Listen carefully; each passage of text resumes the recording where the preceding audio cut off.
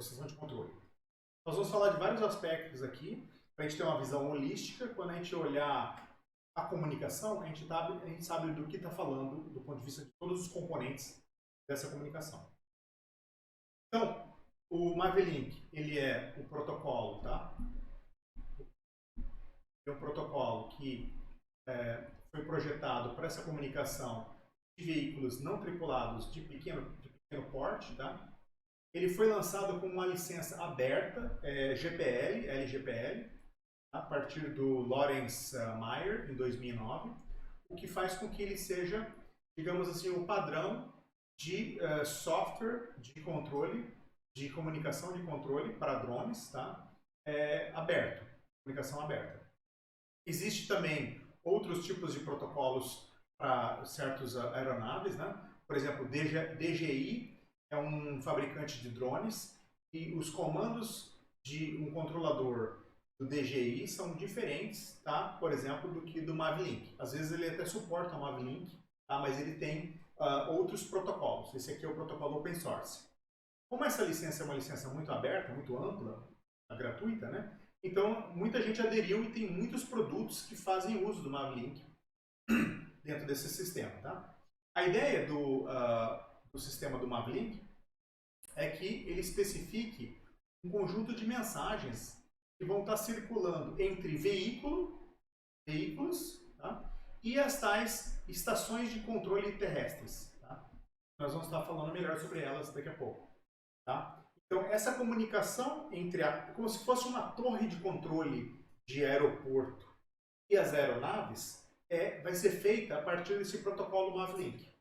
No caso do ambiente de aeronaves, de um aeroporto, né?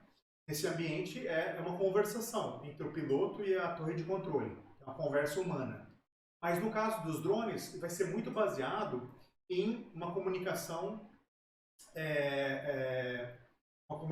automatizada a partir desse protocolo, tá? Muito bem.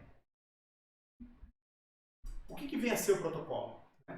Veja, no caso, eu estou explicando para vocês, e eu sei que a turma é heterogênea, tem, enfim, pessoas que lidam com computação e tem pessoas que não sabem computação, não ouviram falar de computação, né? Ou tem pouco conhecimento mais profundo de computação, mas em computação, em geral, a gente estuda redes de computadores, e em redes de computadores, a gente está acostumado a falar sobre protocolos. O que vem a ser um protocolo, né? Então eu trouxe esse slide aqui do livro do Kurose, livro de redes, que explica um pouco o que é um protocolo para leigos, né?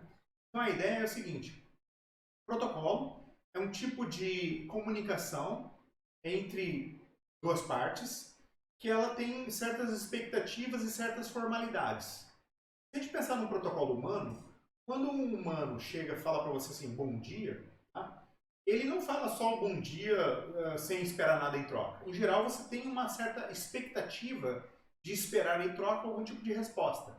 Ah, bom dia, fulano. Bom dia, cicrano. E aí você tem um bom dia sendo trocado. Então, essa expectativa e esse padrão, que é a mensagem bom dia mais o nome, e depois o retorno, a mensagem bom dia mais o outro nome, é um protocolo humano. Assim como também é uma mensagem, mas que horas são, fulano? E aí essa mensagem que horas são, ela representa, do ponto de vista desse humano, que ele está interessado num número. E o outro humano, a expectativa dele é que ele responda com uma hora. Uma hora, são 2 da tarde, por exemplo. Então essas expectativas e esses formatos de mensagem, tá? Eles são o que é chamado de protocolos, do ponto de vista humano. Mas a gente pode também pensar do ponto de vista de computação. Em redes, nós temos vários protocolos. Nós temos o protocolo TCP, por exemplo, que é um protocolo para transmissão de dados entre uma origem e um destino, onde você vai lá e transmite bytes, um arquivo, entre essas duas partes. E aí tem uma certa expectativa. O TCP você tem que abrir a conexão, do outro lado ele está esperando para abrir a conexão, ou seja, existe um lado server já esperando. Ele abre a conexão e manda de volta uma conexão, uma sincronização de volta. E nessa sincronização de volta ele já faz uma requisição e assim por diante. Então tem um protocolo humano.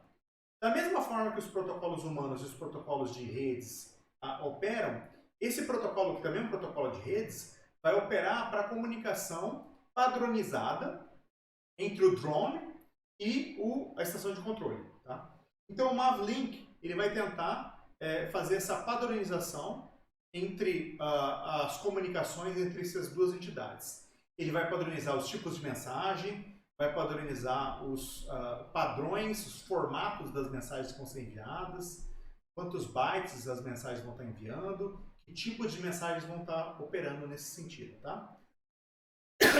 Bom, do ponto de vista do Mavlink, a ideia é que ele estabeleça essa comunicação com certas expectativas dos dois lados, sendo que um dos lados é a estação de controle terrestre, chamada de GCS ou Ground Control Station em inglês, e do lado do drone, tá? Também lá vai ter um piloto automático dentro do drone. E aí as mensagens vão ser processadas do ponto de vista do drone, de modo que elas vão ser enviadas de volta para a estação de controle. Então vai existir o protocolo e expectativas entre ambos, entre o que um está fazendo e o que o outro vai estar fazendo, baseado nessas mensagens. Esse protocolo ele foi desenvolvido há muito tempo, né, como eu falei, em 2009, né? Vou voltar aqui, 2009, ou seja, tem mais de 12 anos, né, de desenvolvimento desse protocolo. E existem muitos produtos de drones, tá? Em geral, os produtos de drones abertos são baseados nesse sistema do Mavlink. E aí esses produtos abertos podem se comunicar por esse padrão. Tá? Mas eu falei também que tem outros padrões proprietários, que a gente não vai estar lidando com eles aqui. O Mavlink, tá? Então, é esse cara que vai estar permitindo a troca de informações entre a aeronave do drone e entre aqui o software ou hardware ou aplicativo do GCS, o Ground Control Station, tá? O GCS. Desculpe, saúde. O GCS, então, ele vai estar com essa função como uma estação de controle terrestre, onde você vai estar fazendo o planejamento do voo, onde você vai estar monitorando o voo, você vai estar recebendo telemetria e vai estar mandando comandos para o drone. Então aqui tem um exemplozinho dessa comunicação do Mavlink. De um lado o drone de repente está dizendo onde ele está, isso vai estar sendo plotado dentro daqui do mapa, plotando onde está o drone. Por outro lado, o Mavlink vai estar dizendo, olha, eu quero que você vá para uma outra posição. Então o GCS vai estar mandando uma nova posição para o drone. Essa nova posição ela vai ser recebida do ponto de vista de rádio e enviada para esse drone até o piloto automático desse drone, de modo que o piloto automático, baseado nessas informações, possa tomar uma decisão sobre qual que vai ser a próxima atitude dele, qual vai ser a próxima orientação dele. O Mavlink, então, ele vai ser esse tipo de protocolo em camadas, onde, de um lado, nós temos o GCS, aqui é um outro GCS de exemplo, que é o Key Ground Control, e o Key Ground Control vai estar operando para ele comunicar aqui e controlar essa aeronave aqui. Veja que esse drone aqui é um drone mais do it yourself, não é um drone comercial, não é um Phantom, um DJI, é um drone montado aqui, tá? Tem aqui os propellers dele montados, tem aqui montado o piloto automático aqui no meio, tá? Tem algum tipo de antena comunicando. E aí, baseado nesse drone, tá? Você vai ter uma comunicação em camadas, onde uma camada vai estar especificando como é que é a estrutura das mensagens, e baseado na estrutura das mensagens, é decodificado dentro do piloto automático o que o ground control quer, o que o controle terrestre quer. Eu quero essa movimentação dessa forma. Nós vamos falar como é que isso funciona, porque isso envolve entender um pouco como é que os modos de voo funcionam e como é que o drone pode ser operado do ponto de vista manual até do ponto de vista semi-automático até um ponto de vista completamente automático. Bom, para que a gente possa entender toda essa relação, a gente tem que voltar um pouco mais no começo e falar um pouco das relações entre o Mavlink, tá? Aqui, Mavlink, e os controladores, que são os pilotos automáticos. E para entender essa relação de uma maneira bem adequada, nós vamos estar falando um pouco sobre o ArduPilot. O ArduPilot é um sistema de piloto automático software, tá? De domínio público, software livre, tá? Que tem muitos recursos. Ele é bem confiável, há muitos anos ele é desenvolvido, tá? Ele é o piloto automático que vai permitir que seja controlado os veículos de maneira autônoma. Então, a partir desse piloto automático, tem uma certa expectativa, baseado no Mavlink, baseado em comandos que você manda, o piloto automático vai tomar essas determinadas decisões. Ele foi desenvolvido ao longo de anos por uma equipe enorme de desenvolvedores, né? E ele consegue controlar de uma maneira sistêmica, tá? o voo. Ou seja, ele consegue controlar de maneira sistêmica o voo de aeronaves, tanto faz aviões, multirotores, helicópteros, até mesmo barcos e submarinos é possível ser controlado, tá, com o ArduPilot. Então, o ArduPilot é um piloto automático bem versátil. E ele tem esse suporte do Mavlink, ou seja, ele permite que a gente possa fazer essa comunicação e mandar esses comandos para que ele possa interpretar esses comandos, fazer as direções do jeito que foi pedido pelos comandos.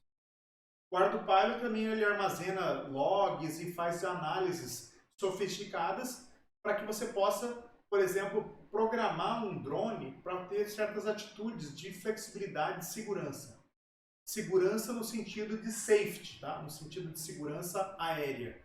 Ou seja, o drone não cair na cabeça de alguém e machucar uma pessoa ou matar uma pessoa. Então a gente vai falar um pouco sobre esses pilotos automáticos antes de ir para o Mavlink. Então a gente vai trabalhar com, basicamente nessa aula, pilotos automáticos. Depois nós vamos falar um pouco sobre os softwares de controle de terrestre.